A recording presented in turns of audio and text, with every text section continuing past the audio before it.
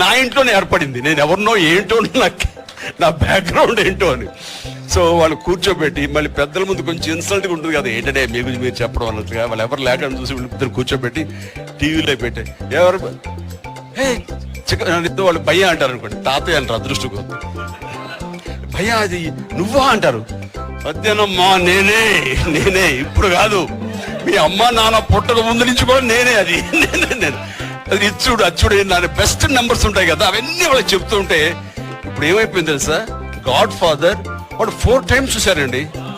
చూసి మళ్ళీ ఎందుకంటే చాలా బాగుంది అసలు నీ స్టైలు, నీ మాట, నీ స్టైల్ భలే ఉంది భయ్యా, అందులో మళ్ళీ వెళ్తాడు.